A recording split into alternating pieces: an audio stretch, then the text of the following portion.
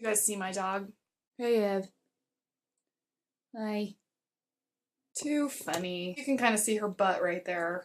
That's cool. Kim here, welcome back. It's a new month, and that means I'm gonna tell you about everything I read last month, because that's what we do here. I read some pretty great stuff in March, and so I'm pretty excited to tell you all about it. In case you're new here, I do have a certain kind of weirdo way that I rate and review books because, well, to put it simply, Goodreads stars just don't work for me. That's the link for how I rate books, in case you want to check it out. So here we go. The first thing I read in the month of March was Artemis Fowl by Ian Colfer. Again, please excuse Mrs. Noble's label on there. I can't get it off. I bought it used. That's just my life. This book is about a 12-year-old boy named Artemis Fowl who's basically a genius. Like, he's a super genius, but he's also kind of a super villain. And he decides to restore his family's fortune by stealing the gold of the fairy world. I loved this book so much, you guys. I ended up rating this book a 15 out of 20. I've only read the first book in this series, but it has reimagined like the fairies and the supernatural world in a really unique way that's really cool. They're very modern and they're up to date, but they're also like still like have these old traditional things that they do. It's just a really, really cool take on fairies, and you know I love fairies.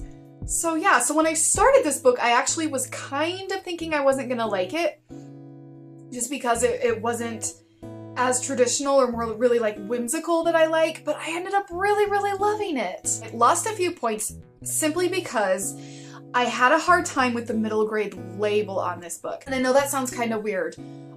There's a lot that goes on in here that you can only get away with in middle grade novels. Like, I'm gonna say that right now. Like, there are things in here that make it middle grade. It is very middle grade, but there's little things that happen, little hints at things, underlying themes, and things like that that kind of tell me that this is middle grade for grown-ups, if that makes sense. Basically, my point is just because your protagonist, well, antihero, main character, whatever, is 12 years old doesn't automatically make your book middle grade. And so I think there are a few things in here that are gonna kind of go over 12-year-olds' heads, basically. But the story was fantastic and the characters were great and it was really fun and it was action-packed and I just really, really loved it. 15 out of 20 to Artemis Fowl Book 1. Dog's having a hard time deciding what she wants to do.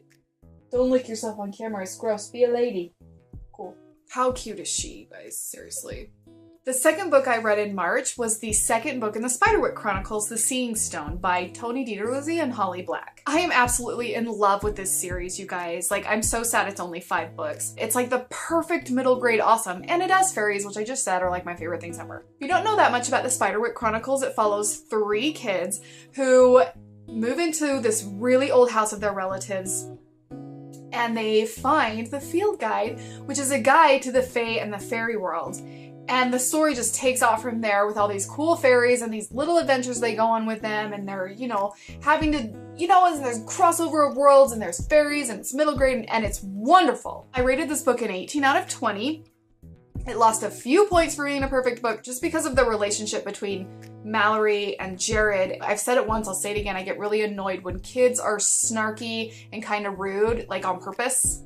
I just think it paints a bad picture for kids. I think it tells them it's okay to be that way and it's kind of okay to bully, and obviously it's not. Other than that, I really, really, really loved it. I loved that we got introduced to a ton of new sort of fairy characters, and I love how the story's progressing, and it was just really, really great. After that, I read the third book in the Spiderwick Chronicles, Lucinda's Secret. You guys, this is my favorite book of the year so far, I think. It just ticked all the boxes for me. That everything. I rated this a 19 out of 20 and it only lost a teeny tiny point because Mallory's still kind of, to me, but there is a moment with her and Jared that is just like really, really bumped her up for me, and it really helped me. It just made me feel better about their relationship, which I really loved. And so this book had everything that I needed to give it just a fantastic rating, and I loved it so, so much. It's my favorite book in the series so far.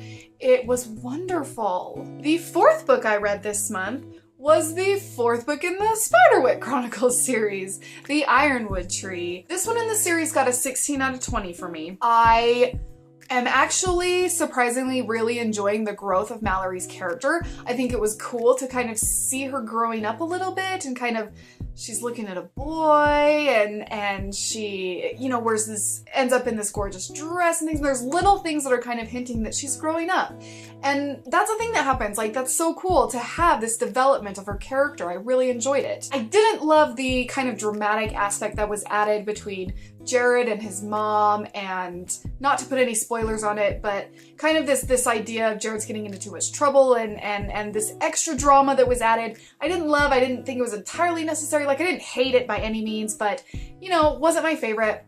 So it kind of trickled down a few points from there. The Ironwood Tree did receive a 16 out of 20. The last book I read in the month of March was Red Ascent by Dylan Foley. I was commissioned to write an editorial review on Amazon. So I was sent this book, but I gotta say, you guys, it was really great. Follows the story of Chelsea, who's this kind of super underappreciated political aide working for this terribly corrupt senator.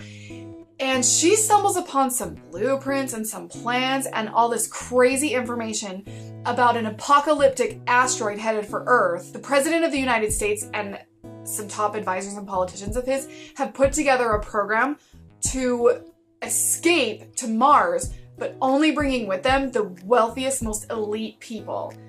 So basically, they don't tell anybody, and Earth is doomed to die, and only the richest and wealthiest select few get to escape and go live on Mars instead. Chelsea finds out about it, she leaks the story, and ends up leading this giant coalition to try to rescue everybody else. I ended up rating this book a 14 out of 20. I really, really liked it. It was really intense, and it was really great, and I actually really, really enjoyed it.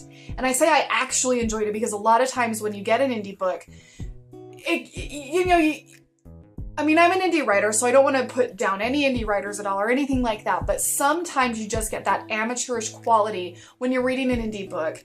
And while that did have whiffs of that throughout, I forgave it completely because it just it had so much going for it. The story that was going for it, the characters, and this approach of love and equality and the acceptance of all people and everyone's right to life, like regardless of their class status and things like that, was really cool and really refreshing. And it was incredibly relevant and thought-provoking. I will be doing a full review on this book in the coming days, so keep your eyes open for that. Those are all the books I read in March. I had a really great reading month. I'm very pleased with what I read. It wasn't a ton because most of it was middle grade and shorter, but based on my workload this month, that's pretty dang good, and I am super impressed with myself. I loved everything I read this month. Rarely does that happen where everything you read is just awesome and you loved it. So that was really nice. That was really, really nice. And I'm really glad that that happened.